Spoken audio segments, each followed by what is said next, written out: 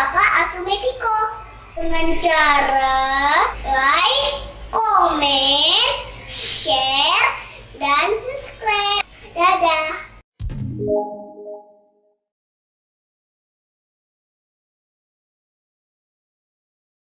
Sebelumnya, terimalah salam kasih dalam Dharma, Namo Sang Hyang Adi Budaya, Namo Buddhaya. Namo Buddhaya. Nama budaya. Yang hormati Yang Mulia Bante Abiwaro selaku pembina Kakak Asumetiko, yang terhormat Samanera Bodhi, yang terhormat Kak Audrey Septian BA selaku narasumber kita pada siang hari ini, dan teman-teman Dharma yang berbahagia. Terima kasih saya ucapkan kepada Kakak Asumetiko yang sudah memberikan kesempatan bagi saya untuk menjadi moderator di acara Dhamma Kelas pada hari ini. Namun sebelumnya, perkenalkanlah nama saya Trispanti dari Boyolali yang akan menjadi moderator pada siang hari ini. Sebelum kita memulai Dhamma Kelas, saya akan membacakan biodata dari narasumber kita, yaitu Kak Audrey Septian. Nama Audrey Septian, tanggal lahir 19 September 1995, pengalaman organisasi bergabung dengan Saritoka atau Charity for Kids saat kuliah, relawan COVID, dan organisasi Baksos Jumat Berkah. Moto hidup, sukses itu ketika kita bisa memberi dampak positif yang besar kepada orang lain dan juga kepada diri kita menjadi versi yang lebih baik. Baiklah, selanjutnya waktu dan tempat saya persilahkan kepada Kak Audrey Septian untuk mengisi materi Dhamma Kelas pada siang hari ini dengan topik mindfulness dalam sehari-hari. Baik, terima kasih. Apakah suara saya jelas di sana? Boleh acukan jempol jika jelas. Jelas. Ya, baik. Terima kasih kepada Anumodana, kepada Bante Abiwaro, dan terima kasih yang terhormat Samanera Bodhi. Terima kasih kepada moderator Sri Sukamti. Sebuah kehormatan bagi saya bisa berada di sini secara online ya, bertemu dengan adik-adik asuh Metiko. Hari ini saya mungkin lebih bukan ke kelas, jadi saya ingin sharing secara santai, dan semoga ini, saya harap ini bermanfaat untuk kalian semua. Karena ini mindfulness sangat bermanfaat bagi saya juga. Jadi saya ingin berbagi pada kalian juga. Baik, boleh saya sharing slide ya? Boleh, Kak. Boleh moderator membantu saya? Oke, hari ini mindfulness dalam kehidupan sehari-hari. Ya, mengapa saya pilih topik ini? Mengapa mindfulness? Oke, kita lihat saja. Yang manakah Anda? Di sini ada gambar mindful versus mindful. Terdengar sama ya, tapi sebenarnya itu beda. Kita mulai dari mindful yang pertama, yang ini. Nah, ini tuh artinya kalau secara harafiah, itu pikiran kita penuh. Pikiran kita penuh akan banyak hal. Ini ada dokumen, pekerjaan, jadwal kita, next meeting, email. Padahal dia sedang apa ini? Sedang makan. Tapi pikirannya ada di tempat lain. Alhasil, dia tidak menikmati apa yang dia makan. Sedangkan yang sebelah ini, mindful juga sebutannya. Tetapi dia sedang makan, dia menikmati sedikit demi sedikit. Oh ya, ini yang saya makan ini spaghettinya enak sekali. Ada sayur-sayuran. Oh, ini ada rasa gandumnya. Oh ya, tomatnya ini terasa. Ini sangat berbeda ya dengan orang yang sebelah kiri ya. Oke. Nah, merujuk pada Dhammapada, Yamakawaga, ayat 1. Pikiran kita itu adalah pelopor dari segala sesuatu. Pikiran kita adalah pemimpin. Pikiran adalah pembentuk, dan bila seseorang berbicara atau berbuat dengan pikiran yang jahat, maka penderitaan akan mengikutinya, bagaikan roda pedati mengikuti langkah kaki lembu yang menariknya. Bagaimana sih ini maksudnya, Ci? Nah, ada cerita dari Cakupala Tera.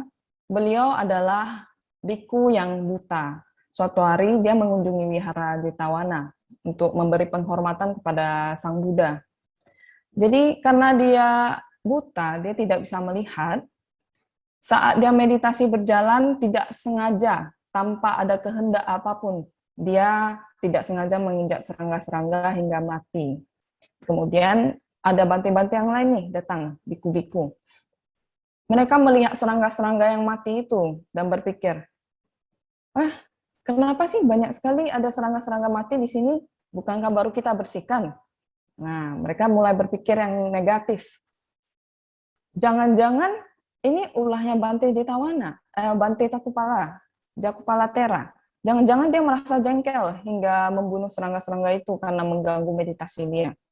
Sampai saat itu, saat mereka yang awalnya ingin mengunjungi Bante Cakupala, pergi ke menghadapi Sang Buddha untuk melaporkan hal ini.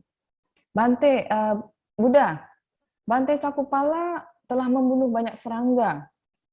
Kemudian Buddha berkata, apakah kalian melihat sendiri? Kedua biku ini bilang, tidak Bante. Nah, kita bisa lihat di sini. Kedua biku itu walaupun tidak melihat, mereka mengambil kesimpulan bahwa Bante Cakupala yang telah melakukan hal itu, kemudian melaporkannya.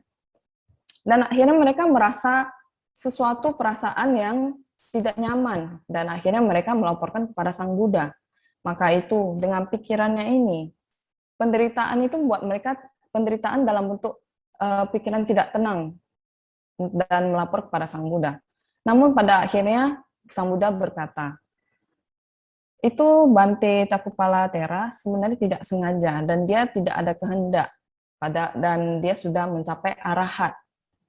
Tapi biku-biku yang lain itu merasa padahal Bante Cakupala sudah arahat, tapi mengapa dia masih bisa membunuh? Kan berarti melanggar winaya dong, ya kan? Nah, karena pikiran itu mereka jadinya berpikiran jahat. Sampai akhirnya mereka muncullah rasa tidak nyaman. Oke. Sebaliknya, di ayat kedua, jika seseorang berbicara atau berbuat dengan pikiran murni, maka kebahagiaan akan mengikutinya, bagaikan bayang-bayang yang tak akan meninggalkan bendanya. Oke, sebagai contoh ya, kita berpikiran yang bahagia nih. Berpikiran yang bahagia. Dan walaupun kita dijahatin, misalnya saya ada teman saya mempunyai barang yang bagus, barang baru, dia ingin pamer kepada kita. Ketika kita pikirannya jahat atau negatif, orang ini hanya mau pamer. Akhirnya siapa yang menderita? Kita yang menderita. Walaupun teman kita mungkin maksudnya ingin pamer ya. Nah, tetapi jika kita berpikiran bahagia, turut bahagia, mudita, kita numpang, istilahnya numpang bahagia. Jadi saat dia bahagia, ingin pamer barang baru, kita ikuti saja, kita ikut bahagia. Oh ya, bagus ya barangnya, gini, kita ikut bahagia. Tapi ketika pikiran kita negatif, saat mereka bermaksud baik pun, itu akan terlihat negatif di mata kita. Jadi penting ya, pikiran itu bergerak lebih cepat dari cahaya. Karena pikiran itu adalah awal dari segala tindakan yang kita perbuat. Jadi mindfulness dalam sehari-hari itu sangat penting. Kita harus mengontrol pikiran kita, mulai dari diri kita sendiri. Oke. Apa itu mindfulness? Kita kembali secara harafiah. Mindfulness dari Wikipedia, arti yang pertama, the quality or state of being conscious or aware of something. Yang artinya, kualitas atau keadaan di mana kita dalam keadaan sadar atau tahu akan sesuatu atau kondisi, situasi. Arti keduanya, a mental state achieved by focusing one's awareness on the present moment, while calmly acknowledging and accepting one's feeling, thoughts, and bodily sensations, used as a therapeutic technique. Di sini ada kata therapeutic technique, teknik terapi. Nah, di negara barat, padahal mereka mungkin tidak banyak yang beragama Buddha, tapi mereka menggunakan teknik mindfulness sebagai terapi. Terapi apa? Terapi diri. Untuk mengurangi rasa stres, untuk menjadi lebih bahagia, untuk lebih fokus. Nah, yang kedua ini mental state.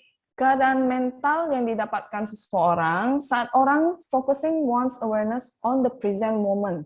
Di saat ini. Present moment adalah saat ini. Sekarang saya tanya kepada kalian semua, atau kalian boleh bertanya kepada diri sendiri. Berapa kali kita sadar akan saat ini? Saat ini yang dimana artinya lebih singkat dari detik. Saat ini juga. Berapa kali kita mengucapkan juga, duh, cepat sekali ya waktu berlalu.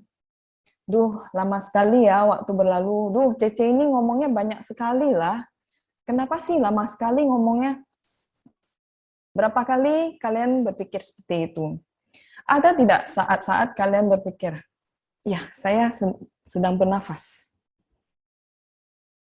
Saya merasakan nafas saya sedang bernafas, saya sedang melihat. Saya melihat apa? Saya sedang mendengarkan kelas. Saya mendengarkan suara. Mungkin sangat jarang, karena itu kita masih tidak sadar penuh.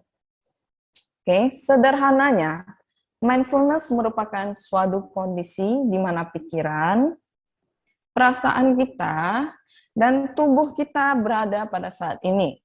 Tidak mengembara ke masa lalu ataupun ke masa depan. Jadi benar-benar kita berada di saat ini. Oke, saya sedang mengikuti kelas. Saya tidak memikirkan, nanti habis kelas saya mau makan ini, saya mau mengerjakan ini, nanti ada kerjaan yang belum selesai, bisa selesai nggak ya, nanti sempat tidak ya. Tidak memikirkan masa lalu. Dulu si A pernah menyakiti saya, gitu. Kok aku rasanya masih tidak suka ya? Padahal aku sudah memaafkan. Tapi kenapa ya?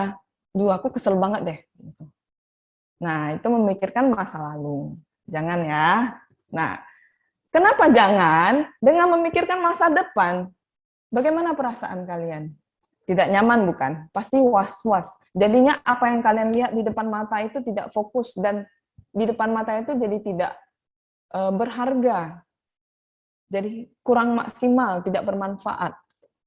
Saat memikirkan masa lalu juga, si A begini-begini. Jadinya kita sendiri yang menderita, padahal mereka di sana, saat kita memikirkan mereka juga tenang-tenang saja, lagi bahagia.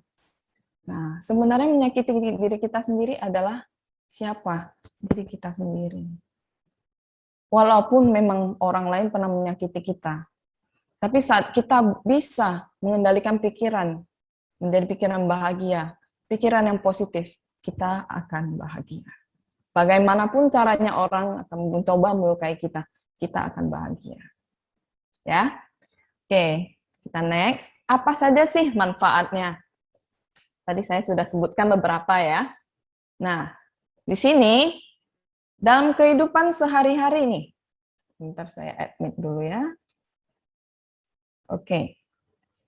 Menenangkan pikiran. Nah, ayo, kalian anak-anak yang masih sekolah, pasti sering pusing nggak dengan PR atau tugas sekolah? Aduh, gimana ya, nanti nilai saya jelek, nanti guru saya marah kalau PR-nya tidak sempat dibuat. Aduh, udah selesai buat nih, tapi nggak tahu nih benar atau tidak. Ya kan? Pasti sering, karena saya dulu juga begitu. Oke. Ya, dengan siapa itu? Gi, suara kau, Gi. Orang lagi meeting, Gi. Ya. Oke, yuk kita lanjut ya. Itu kan tahu. Halo, yang baru masuk tolong suaranya di-mute sebentar ya, nanti kita baru ngobrol. Gi, bising kali, Gi. Tunggu lagi. Oke, ya manfaat lainnya, memfokuskan diri terhadap masa sekarang. Oke, menerima pikiran, emosi, dan sensasi sebagaimana adanya. Siapa ini? Kak Preti. Kopi pulang ambilkan. Tolong Heren dimatikan mood-nya. Yang baru masuk, tolong mic-nya di-mute dulu. Tuh. Desur tunggu depan. Halo. Surya, matikan mood-nya. Gimana ya matikan mic? Oke, ya terima kasih. Baik, kita lanjut ya. Nah, di sini itu mengurangi rasa menyesal dengan tidak memikirkan masa lalu. Seringkali kita merasa menyesal tidak melakukan apa yang kita inginkan. Karena penyesalan memang datang selalu yang terakhir ya. Benar kan? Kalau tidak datang terakhir, bagaimana kita merasa menyesal? Betul. Karena kita merasa menyesal setelah melihat dampaknya. Duh, harusnya saya melakukan ini. Karena kita sudah melihat dampaknya. Tetapi saat kita mindfulness dalam sehari-hari kita praktekkan, kita bisa tahu, kita bisa dengan sadar, oh ya, saya seharusnya melakukan ini. Dan saat kita tidak melakukan itu pun, saat kita melihat dampaknya, kita akan bisa memaafkan diri sendiri. Memaafkan diri sendiri, kemudian kita move on. Kita melanjutkan apa yang ingin kita lakukan, apa yang seharusnya kita lakukan. Tidak ada menyesal, tidak ada penderitaan, kita jalan, bahagia. Oke? Kemudian tidak mengkhawatirkan masa depan. Ini yang tadi saya sebut, kita tidak mengkhawatirkan masa depan. Saat saya berada di sini, walaupun saya masih ada pekerjaan yang lainnya, saya biarkan itu dulu. Saya fokus di sini. Jadi saya bisa fokus dan melakukan dhamma kelas dengan baik. Jadi saya tidak berpikir, aduh, nanti kerjanya gimana? Duh, jadinya tidak fokus. Ya, oke. Merespon situasi sesuai dengan realita, bukan dengan kekhawatiran atau prasangka. Ini juga. Saat kita bertemu dengan orang lain, atau orang baru, atau mengerjakan sesuatu hal yang baru, berapa di antara kalian yang masih takut untuk melakukan atau mencoba hal yang baru? Karena kekhawatiran kalian itu. Saya merasa saya juga masih bisa begitu. Tapi kita bisa mencoba melawan rasa cemas itu. Ya. Oke. Next. Bagaimana melatih mindfulness? Sedikit yang saya belajar dari ada komunitas Pariya Punati dari seorang Bante Tera Nyanasila. Beliau mengajarkan kita meditasi vipassana. Dan ini juga ada dalam Satipatthana Sutta ya, kalau nggak salah di dalam Majjhima Nikaya ayat 118. Meditasi vipassana dalam bahasa Pali, vipassana artinya melihat segala sesuatu sebagaimana adanya atau mengendalikan apa yang kita lihat. Oke. Dalam meditasi ini kita bisa menggunakan beberapa teknik, tidak bergantung dengan satu teknik saja.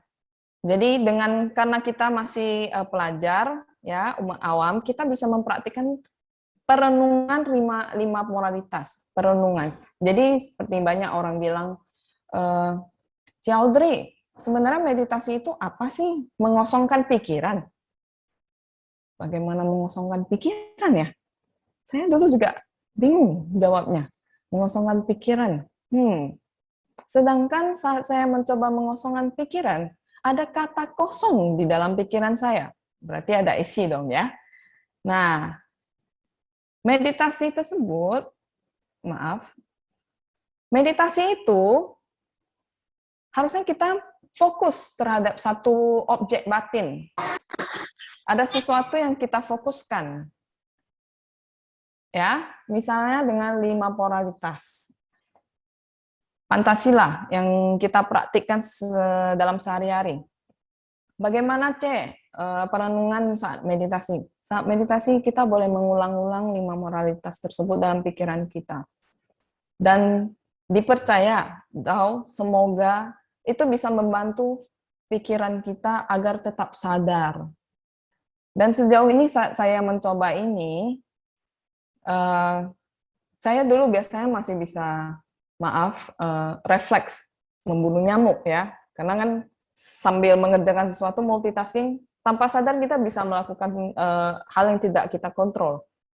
Dan setelah melakukan perenungan ini, tangan saya berhenti dengan sendirinya, bukan dengan sendirinya, dengan sadar, karena saya sadar, oh saya tidak boleh melakukan ini. Oke, saya tidak boleh melakukan ini. Oh, saya tidak boleh membunuh nyamuk ini. Nyamuk ini juga makhluk hidup. Saya tidak boleh membunuh, karena ini melanggar.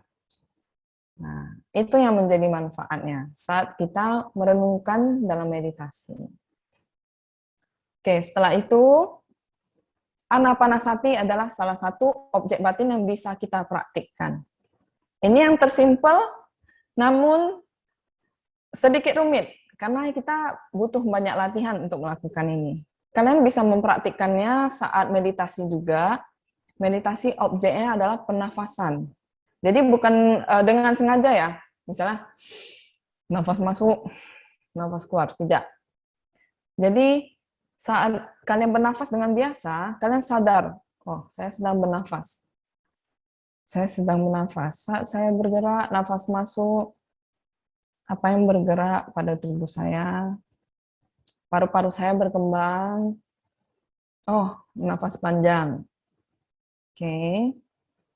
Nafas pendek. Jadi kalian sadar nafas kalian, pergerakan nafas kalian. Saat nafas masuk, pergerakan di kepala bagaimana? Ini memperhatikan ya, memperhatikan kondisi tubuh saat bernafas. Perhatikan pergerakan nafas juga. Ini bisa meningkatkan fokus kalian, bisa meningkatkan kesadaran kalian dalam melakukan sesuatu, dalam melakukan sebuah hal. Ya, oke.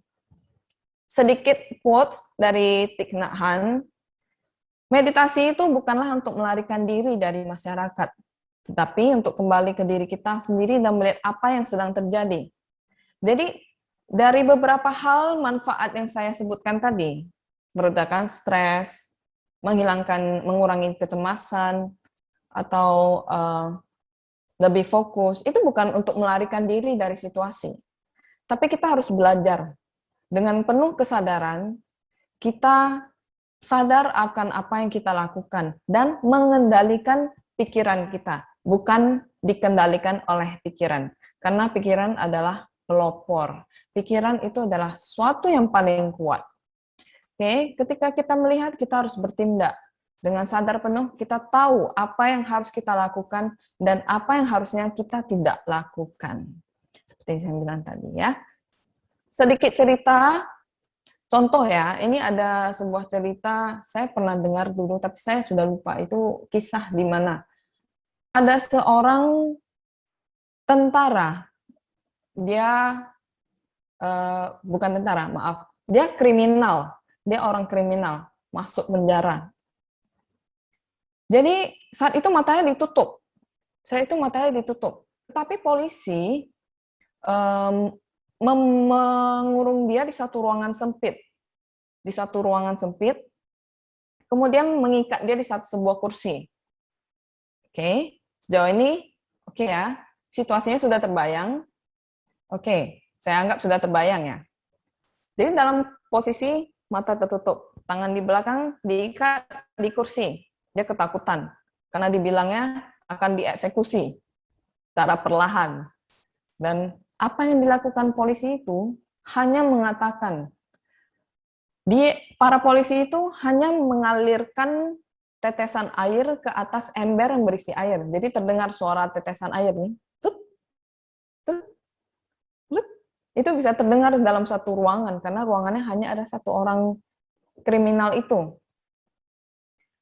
Jadi polisi ini bilang, kita akan menyayat tangan kamu agar darah kamu menetes hingga habis. Oke. Padahal tidak. Polisinya hanya meneteskan air dari pipa yang bocor ke atas ember yang berisi air. Namun karena pikiran kriminal itu sudah berpikir, saya akan mati dalam beberapa hari karena darah saya sudah habis. Alhasil dalam beberapa hari, kriminal itu meninggal. Sekuat itu kekuatan pikiran kita. Sampai yang tidak mungkin pun menjadi mungkin. Itu dalam hal negatif. Bagaimana dengan hal yang positif? Betul? Coba kita pikirkan. Saat kita cemas, ingin mencoba hal yang baru, takut hal ini, aduh takut ini tidak berhasil, aduh takut dimarahin orang, aduh takut rugi, aduh takut salah. Coba kita pikirkan sebelum mencoba hal baru tersebut, saya pasti bisa. Ada hal apapun rintangan, saya pasti bisa melewatinya. Pasti bisa. Sesulit apapun itu, jika kalian mempunyai tekad yang kuat, pikiran yang positif, pasti bisa melewatinya. Dalam kehidupan sehari-hari, terutama saat kalian sedang sekolah, ini ada cerita dari adik saya juga, saya melihatnya dengan kepala saya sendiri, mata kepala saya sendiri. Dia kuliah jurusan engineering, bukan engineering, maaf, teknik informasi, bagian programming, coding itu. Jadi saya tidak mengerti karena saya tidak belajar hal itu. Dia stres sekali. Stresnya itu sampai di tahap yang tidak seharusnya dia stres. Kalau misalnya stres, terus saya takut nilai saya jelek, begini-begini. Tapi saat dia tidak mengerjakannya, itu wajar menurut saya. Tetapi dia sudah sampai di tahap di mana dia sudah mengerjakan semuanya. Dan itu terlihat sangat bagus. Sampai dosen pembimbingnya pun sudah memujinya. Tapi dia masih mempunyai pikiran, tuh, mungkin dia hanya memuji saya untuk menyenangkan saya. Tuh, mungkin nilai saya memang sudah jelek, makanya dia memuji saya, supaya saya tidak sedih. Aduh. Setiap hari itu sampai setengah tahun begitu saat penyusunan skripsinya. Kita semua di sekitarnya jadi ikut down. Dia efek dari kekuatan pikirannya itu. Sampai akhirnya nilai dia bagus semua. Dan apakah waktu-waktu sebelumnya itu pantaskah dimanfaatkan untuk rasa cemas? Bukankah lebih baik kita mengendalikan pikiran kita? Saya sudah berusaha sebaik mungkin. Nilai saya pasti bagus. Walaupun tidak bagus, saya masih bisa mencoba lagi. Betul? Pasti hasilnya akan berbeda. Dia akan bahagia. Dia bisa sampai cemas sampai saat makan. Makan di samping saya. Tiba-tiba nangis. Saya melihat dia. Kenapa? Karena saya tidak tahu apa yang ada di pikiran dia. Tapi saat dia menceritakannya, semua yang ada di pikirannya itu adalah hal negatif. Seperti hal tadi, seperti gambar tadi. Saat sedang makan, memikirkan hal lain. Jadinya bagaimana? Dia tidak menikmati makanan dia. Tidak bisa tidur nyenyak. Mengerjakan segala sesuatu, tapi pikirannya tetap pada tugasnya. Main game. Bilangnya aja main game. Tapi mukanya tetap kayak mau nangis. Tidak ada yang bisa kita bantu. Kita hanya bisa merangkul dia. Ayo, kamu bisa kita semangatin dia. Tetapi saat pikiran seseorang tertutup, negatif, motivasi seperti apapun tidak bisa dia terima. Dan itu terjadi dengan adik saya. Oke, saya ingin berbagi mindfulness ini kepada adik-adik sekalian, adik-adik asuh. Semoga ini bermanfaat untuk kalian dan bisa kalian praktikkan secara sehari-hari. Ya, baik. Saya rasa, oke. Sekarang, yang manakah Anda? Sekarang coba kalian pikirkan.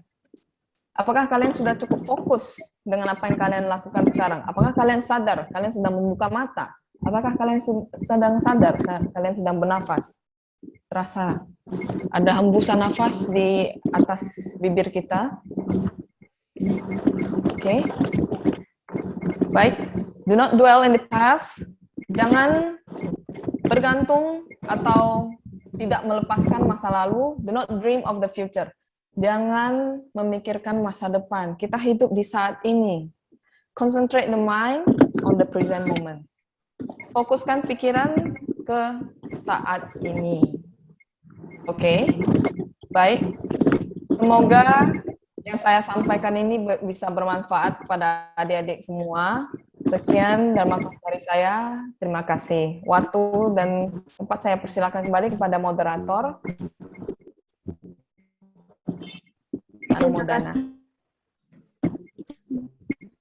Terima kasih. Terima kasih. Kepada semua. Yang sedang atau bertanya diperbolehkan.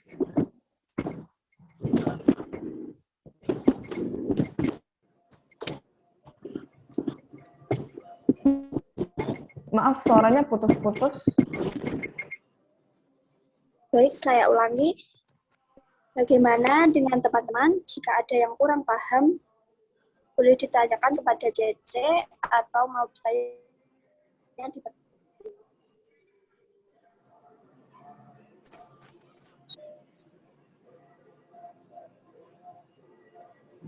gimana?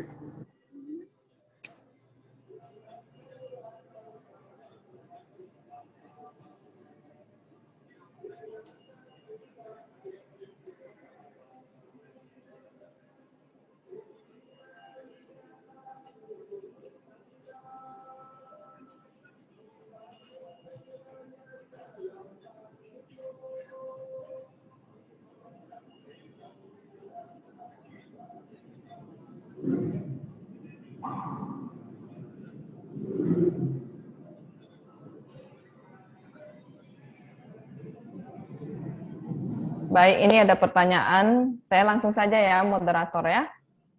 Ini ada pertanyaan dari chat. Namo Buddhaya, Ci, izin bertanya, apakah ada cara lain untuk melatih mindfulness selain meditasi? Baik.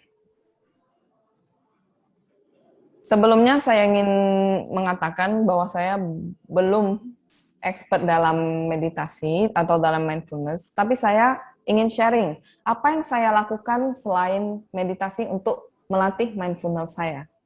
Jadi saya mencoba menyadari apa yang saya lakukan sekarang sedetail mungkin, serinci mungkin. Jadi misalnya saat sekarang saya sedang memegang laptop ini, komputer ini, saya sedang menatap ke layar, saya sedang berbicara. Jadi kita merasakan sedetail mungkin. Mulut saya sedang bergerak, mata saya bergerak, merasakan. Tubuh kita merasakan. Saya merasakan ada angin dari sana, dari sebelah sana. Oke? Jadi cobalah untuk menyadari, itu saja. Menyadari, memahami apa yang kalian lakukan di saat itu juga. Cobalah saat pikiran kita melayang nih. Jadi hindari ya, ini yang paling sering, yang mulai dari hal simpel saja deh. Siapa yang masih melihat HP sambil makan? Salah, terbalik. Siapa yang makan sambil lihat HP? Ayo. Ayo, ada yang gitu ya. Nah, mulai sekarang, cobalah kurangi hal itu. Mulailah menikmati makanan kalian. Kunyah sampai 32 kali ya, atau tergantung dari tekstur makanannya, sampai lembut. Selembut mungkin, sampai mungkin kalian akan merasa sedikit geli, tetapi itu banyak manfaat sebenarnya. Saat kalian mengunyah makanan hingga lembut, dan kalian menelannya tanpa menggunakan bantuan air minum ya. Biasanya kita kayak hampir tersedak langsung minum air nih. Coba usahakan kunyah sampai lembut, sampai ditelan dengan bantuan air liur sendiri. Itu bisa menghasilkan enzim yang berguna untuk menghilangkan bakteri yang ada dalam pencernaan. Itu bisa membantu pencernaan juga. Saat kita mengunyah juga, kita bisa tahu apa yang kita makan, rasa apa yang kita rasakan, lebih menikmati ya kan? Nah ini berguna juga nih. Tadi saya lupa sampaikan manfaat juga untuk orang yang sedang diet. Oke, saat sedang diet, pikiran kita itu pasti berpikir, aduh pengen makan ini nih. Ayo, siapa yang masih bisa begitu? Aduh, enak ya bakso yang di sana. Aduh, enak nih, jam segini panas-panas, dingin-dingin, makan Indomie enak nih, Indomie kuah. Kenapa bisa ada pikiran seperti itu? Karena kalian mengingat rasa Indomie tersebut. Ya, baik. Satu contoh lagi. Saat kalian makan sesuatu, misalnya, teman kalian bilang, Audrey, yuk ke restoran itu yuk. Kita makan spaghetti gitu, makan bakso batagor, enak loh gitu. Tapi kita pikiran pasti udah menyamakan rasa batagor yang ada di sana dengan apa yang sudah pernah kita makan sebelumnya. Di situ ekspektasi muncul. Oke? Ekspektasi muncul. Tetapi ketika tidak sampai dengan ekspektasi kita, tidak sama dengan apa yang kita pikirkan, bisa nggak terasa nggak enak? pasti ada muncul pikiran, kok rasanya beda ya? Nggak seenak yang kemarin. Itu ekspektasi. Tapi ketika kita tidak berekspektasi, kita makan, duduk dengan sadar. Makan saja. Oh, ini batagor. Oh iya, saus kacangnya memang agak ini ya, tapi kita masih bisa makan. Kita bisa makan dengan nikmat. Itulah manfaat kita fokus dengan apa yang kita kerjakan. Mengerjakan PR. Jangan buka PR-nya online, tapi sampingan nonton YouTube. Ayo, nonton YouTube. Searching-nya untuk PR di sebelah, tab-nya. Tab sebelahnya nonton YouTube. Alhasil tidak fokus. Mungkin jadinya saat kalian sudah teringat dengan jawabannya, kalian jadi tidak bisa lupa. Teralihkan dengan YouTube. Tidak sadar. Jika kalian dengan sadar penuh mengerjakan PR ya, oke, pasti cepat selesai. Dan jawaban yang kalian berikan juga pasti akan bisa betul. Walaupun salah ya, kita tidak tahu. Namanya belajar. Ya, yang pasti kita belajar untuk sadar penuh dulu. Manfaatnya akan ada banyak sekali. Oke, jawaban tadi apakah sudah terjawab? Dengan siapa ini? Fatma ya. Apakah jawabannya terjawab? Sudah, Ibu Ci, Fatma? terima kasih. Terima kasih. Semoga bermanfaat ya. Oke, ada yang angkat tangan nih. Yang angkat tangan dulu ya. Ayo, Marcel Wijaya. Marcel Wijaya, silakan ya. Nama budaya. Ada. Enggak, Ci. Oh, nggak jadi. Oke. Baik, di chat ada lagi ini ya. Saya buka chat dulu. Dengan dari Titara Lisas Agustina. Maaf ya kalau salah penyebutan nama ya. Baik, Namo Buddhaya. Izin bertanya, bagaimana cara untuk mengatasi suatu keadaan ketika sedang berada di dalam kondisi tertekan atau tidak stabil? Nah, ini bisa dengan meditasi. Seringkali saya kemarin kan masih ada bekerja dengan contoh ya, ini sebagai contoh. Saya bekerja menjadi panitia vaksin kemarin, relawan. Banyak sekali itu orang-orang berhadapan dengan orang-orang yang berbeda-beda sifatnya, dan kadang, mohon maaf, menjengkelkan. Di saat kita sudah lelah, pikiran sudah capek, tubuh fisik juga udah lelah, kurang tidur, mereka nanyanya juga yang aneh-aneh. Seperti misalnya nih, Ci, bisa nggak selipin satu orang vaksin? Padahal kota kita terbatas. Pengen marah dong, ya kan? Tapi untuk menghadapi orang-orang seperti itu, kita bisa mengembangkan simpati. Kita memikirkan dulu posisi mereka gimana. Oh ya, mereka juga menanyakan hal itu karena mereka tidak tahu sistem kerja kita bagaimana. Apa yang terjadi pada kita panitia. Mereka tidak tahu kita hanya panitia. Mereka hanya tahu kita adalah penyelenggara gitu. Kita bisa memikirkan dari sisi orang lain.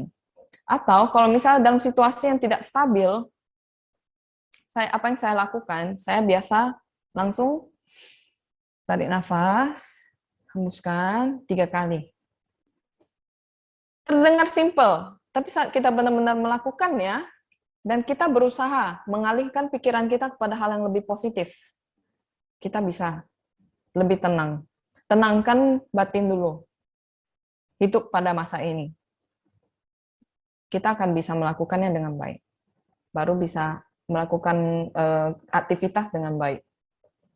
Oke. Apakah ini cukup menjawab? Siapa tadi namanya? Ditara Merisas. Apakah cukup menjawab? Atau mungkin ada bisa menceritakan sedikit kondisi seperti apa?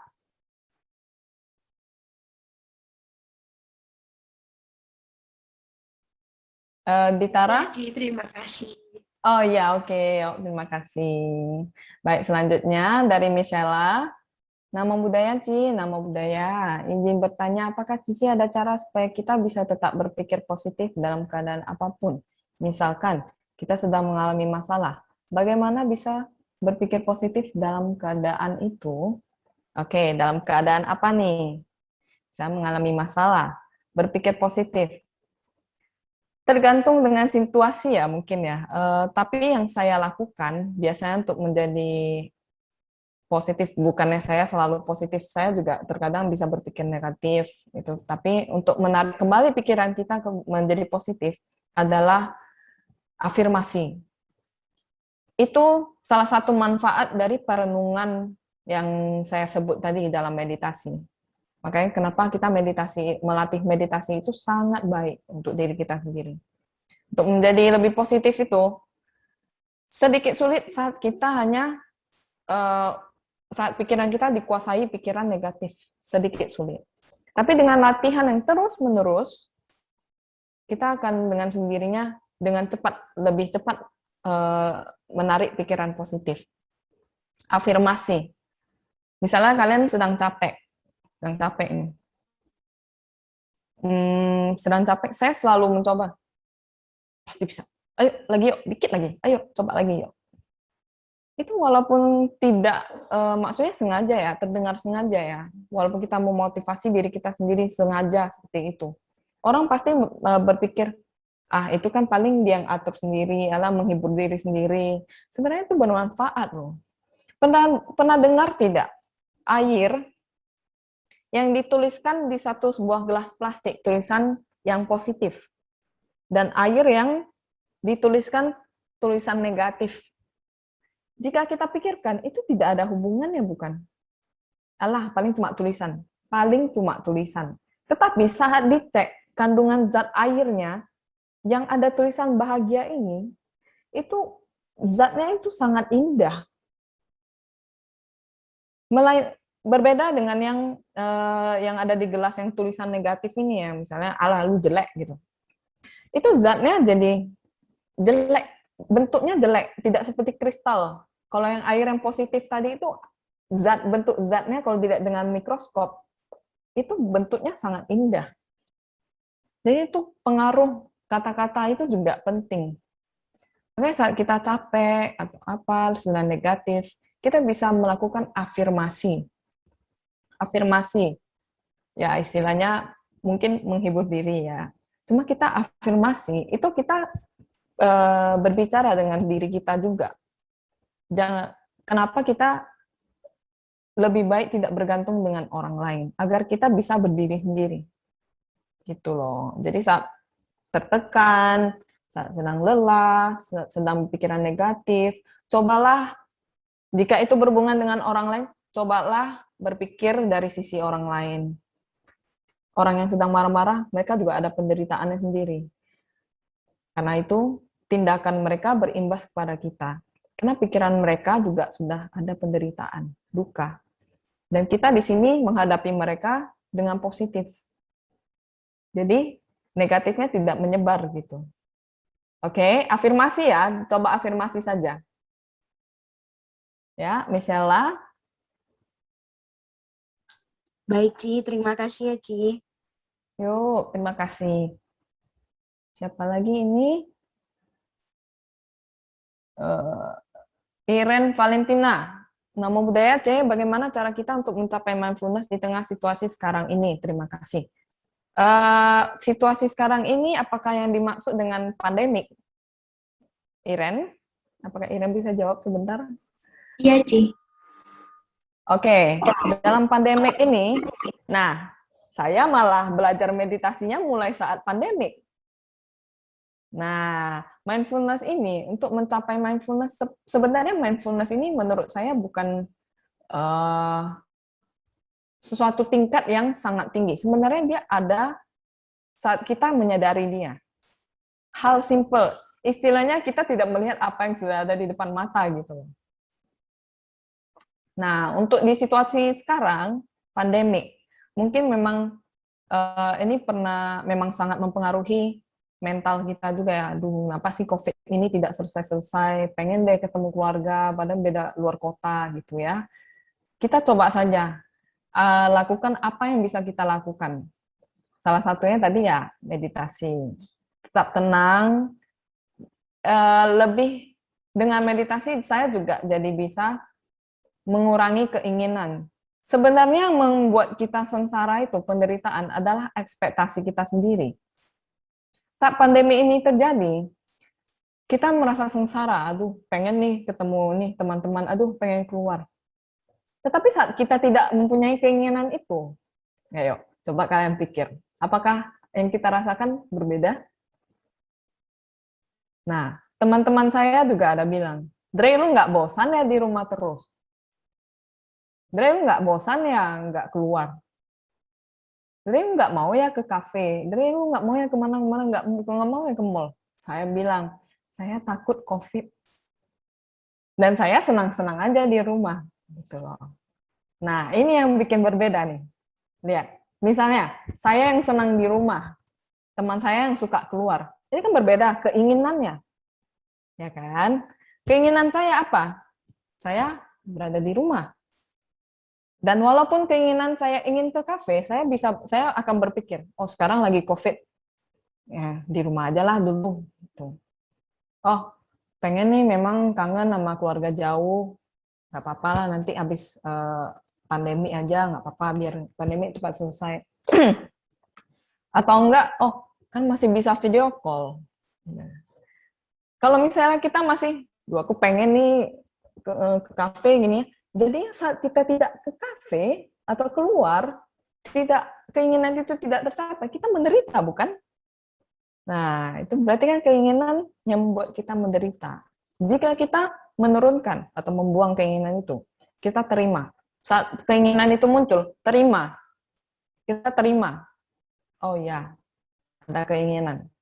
Kemudian yang langkah kedua, pahami. Kenapa ya aku bisa mempunyai keinginan itu? Oh ya, saya bosan. Gitu. Oke, langkah ketiga, melenyapkan. Lenyapkan. Saat itu sudah melenyapkannya bagaimana? Nah, itu muncul, wajar. Kita memahami dia muncul wajar. Nggak apa-apa. Bisa muncul, bisa lenyap. Oke? Kita coba menurunkan ekspektasi atau hilangkan keinginan dulu. Kita fokus dengan saat ini. Apa yang kita punya sekarang. Oke? Ya? Semoga menjawab ya. Terima kasih, Ci. Yuk, sama. Semangat ya. Iya, Ci. Oke, next ada dari Melisa.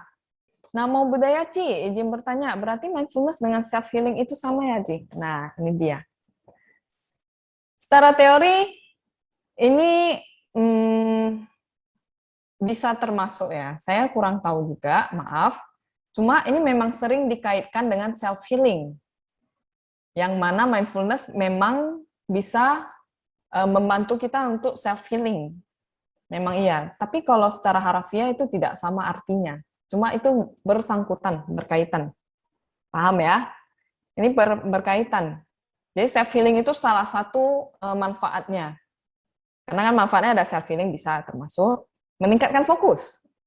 Itu juga salah satu. Jadi self-healing itu lebih ke manfaat sih. Nah, self-healing juga. Meditasi itu mindfulness juga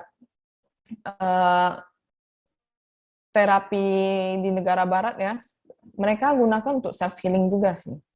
Jadi misalnya banyak orang yang stres, pikiran mereka campur aduk, tiap hari pusing, stresnya udah sampai yang mungkin mentalnya kena, mentalnya rasa cemasnya setiap kali muncul itu bisa sampai yang bikin down, sampai nggak bisa mikir apa-apa gitu, nggak bisa berpikir jernih.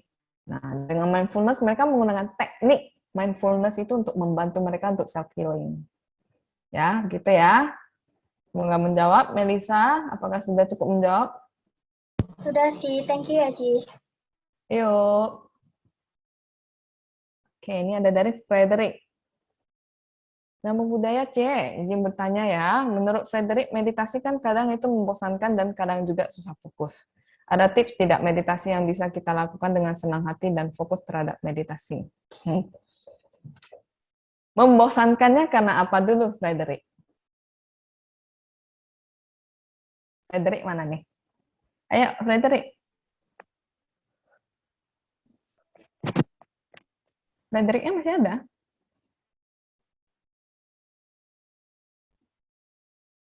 Frederick? Oke, kita jawab saja ya. Meditasi kadang membosankan.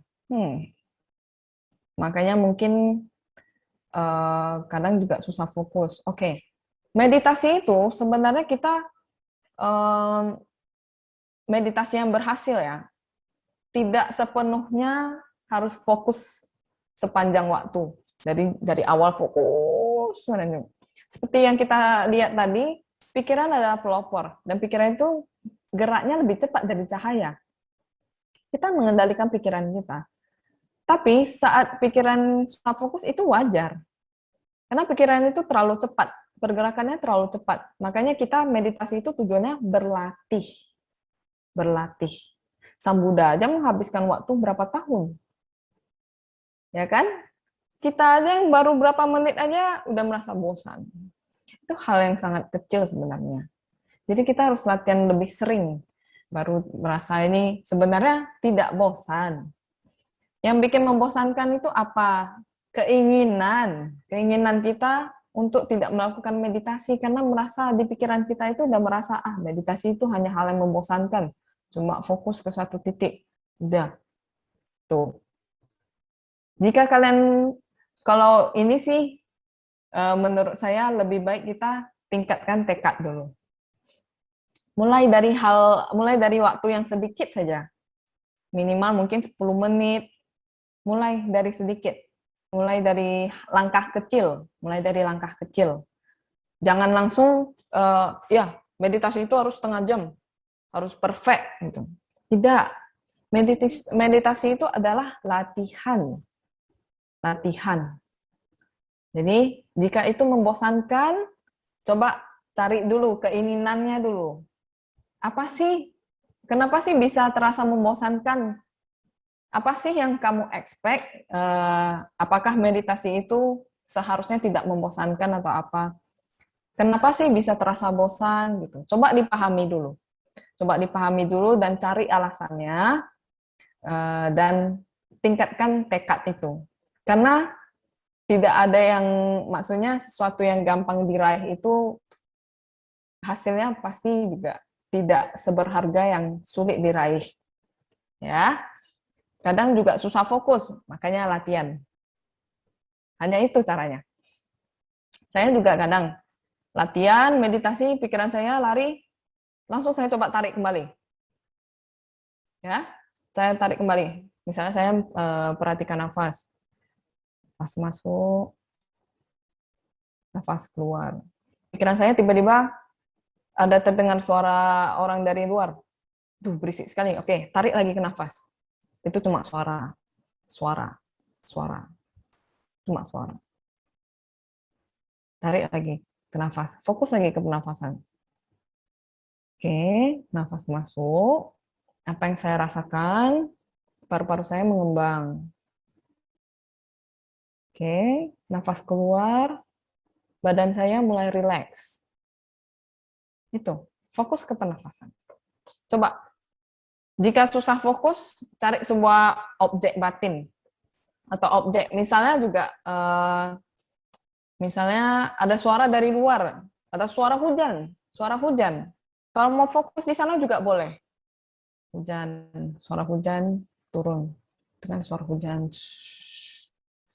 Fokus ke sana. Fokus. Coba rasakan apa yang terjadi di sekitar. Coba rasakan.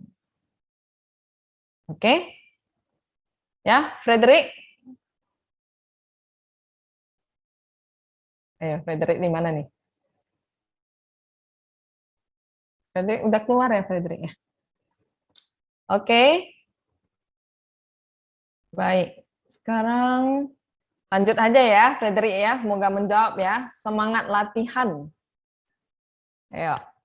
Oke, sekarang dari Cindy Erli Kasna. Nama budaya Ci, bagaimana memposisikan perfeksionis dalam mindfulness? Misal, saat menulis kadang membuat standar dalam diri sendiri agar karya terasa sempurna.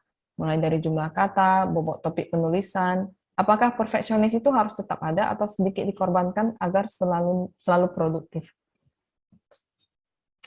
Sebenarnya perfeksionis dalam mindfulness Jangan kejar perfeksionis itu. Ya, karena ini perfeksionis ini menjadi keinginan kalian yang muncul. Seperti yang saya bilang tadi, sebuah makanan tidak akan terasa enak jika itu tidak sesuai dengan ekspektasi kalian. Ya enggak? Misalnya es krim. Bentuknya es krim vanila, warna putih.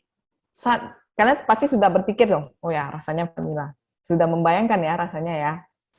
Nah, ternyata es krim ini rasa durian. Ada perasa duriannya. Saat kalian makan, langsung kaget nggak? Nah, kalau misalnya itu juga vanila, kalian makan, oh ya, ya udah, oke-oke aja ya kan? Tapi saat es krim vanila yang kalian kira vanila itu ternyata es krim durian, saat kalian menjilat sedikit, pasti ada rasa kaget. Dan ekspektasi kalian langsung turun. Kecewa. Dikecewakan es krim. Nah, itu muncul rasa duka, penderitaan.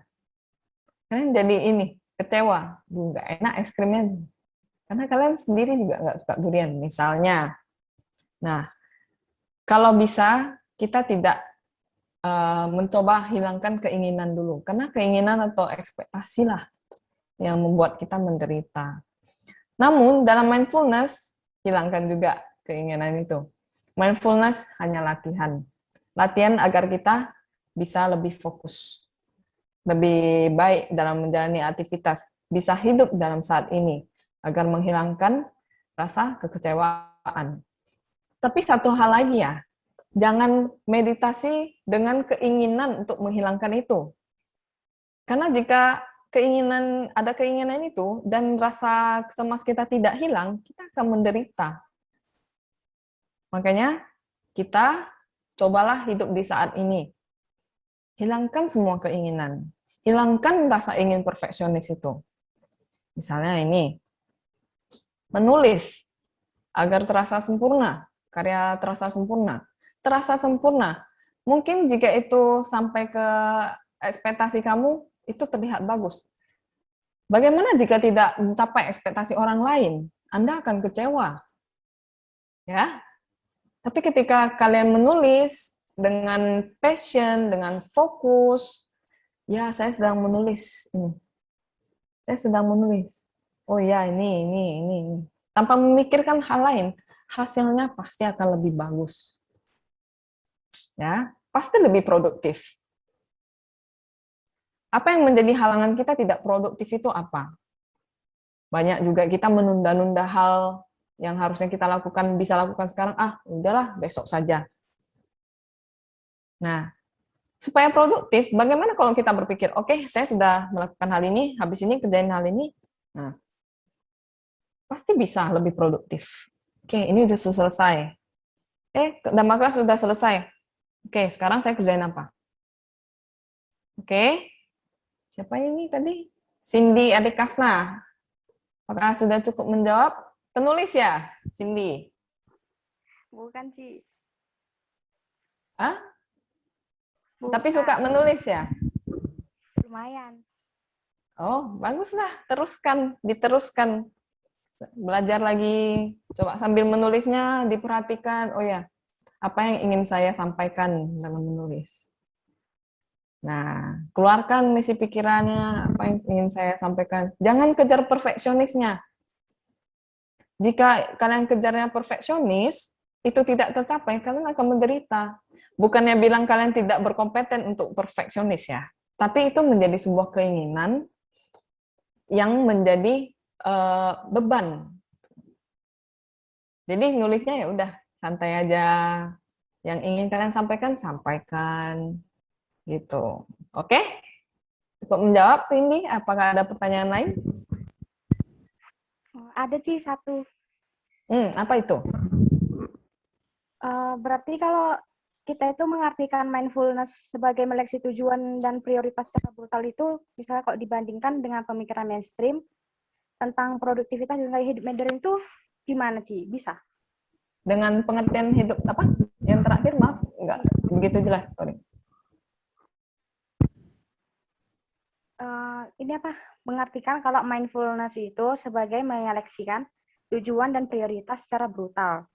Itu kalau bisa Mm-mm. dibandingkan dengan era mainstream tentang produktivitas dan gaya hidup modern seperti zaman sekarang ini. Oh, ya. Berarti maksudnya membandingkan jadinya ya? Iya, Ci. Mindfulness. Oke. Jadi mindfulness di sini ya dalam kehidupan modern itu orang praktekkan memang untuk menjadi sebuah terapi ya, yang tadi saya sebutnya. Kalau kehidupan mainstream, sebenarnya itu sudah ada. Teknik meditasi ini tuh sudah sebenarnya dulu sempat hilang, tapi Buddha temukan kembali 2500 tahun yang lalu. Dan akhirnya dipraktikkan. Hingga zaman modern, saat orang-orang udah mulai stresnya lebih terekspos, karena sekarang kan hal online ya. Hal online itu sosial media lah, segala macam lah. Itu kan kita jadi lebih tahu, kita jadi lebih aware, kita jadi lebih tahu bahwa banyak orang yang terkena masalah itu di pikiran. Nah, barulah teknik meditasi ini pun dipraktikkan oleh orang yang, maaf, non-Buddhis gitu loh. Ini dijadikan sebagai teknik terapi. Gitu. Apakah menjawab? Masih bingung gitu, Ci. Gimana tadi pertanyaan, boleh diulang nggak?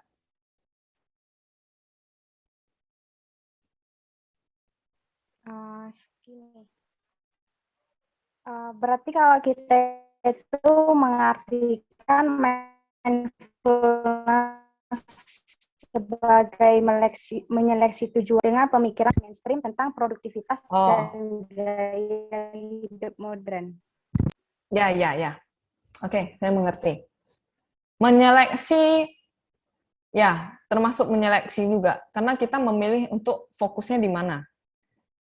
Ya, jadi menyeleksi tadi kan dalam arti kita memilih untuk fokus di saat ini dan menyampingkan hal lain dulu. Iya, itu berhubungan. Oke? Iya, Ci. Terima kasih, Ci. Oke, terima kasih. Yang di chat, kayaknya pertanyaannya sudah habis ya? Atau ada yang saya lewatkan tadi? Sepertinya sudah semua ya. Fatma. Oke, apakah ada pertanyaan lagi dari yang lain? Boleh langsung buka mic-nya, angkat tangan dulu.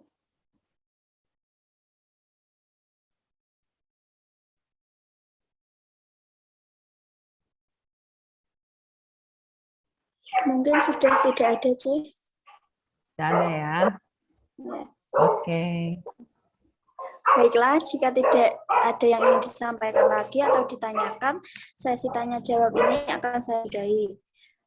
Baiklah, dari materi yang dipaparkan oleh Cece, tadi saya simpulkan bahwa mindfulness adalah suatu kondisi di mana pikiran, perasaan, dan tubuh kita berada pada saat ini, tidak menggembara ke masa lalu maupun masa depan. Manfaat mindfulness kehidupan sehari-hari yaitu menenangkan pikiran, memfokuskan diri terhadap pikiran, emosi, dan sensasi sebagaimana adanya, mengurangi rasa menyesal dengan tidak memikirkan masa lalu, tidak mengkhawatirkan masa depan, merespon situasi sesuai dengan realita, bukan dengan kekhawatiran atau perasaan. Cara melatih mindfulness, yang pertama meditasi vipassana. Dalam meditasi ini ada berbagai teknik dengan perenungan 5 moralitas atau Pancasila. Yang kedua, anapanasati, yaitu objek pernapasan atau kesadaran pernapasan. Quotes dari Cece tadi, jangan bergantung dengan masa lalu, jangan berpikir masa depan, kita hidup pada saat ini, fokuskan pikiran pada saat ini. Terima kasih. Baik, terima kasih. Semoga Dharma ini bermanfaat untuk kalian. Lebih semangat berlatih, lebih coba fokus dan hidup pada saat ini ya. Meditasi itu hanya salah satu teknik. Kalian bisa fokus dalam keadaan sadar begini. Coba berlatih ya. Semoga bermanfaat. Namo Buddhaya. Terima kasih semua. Namo Buddhaya. Namo Buddhaya, Ci. Terima kasih.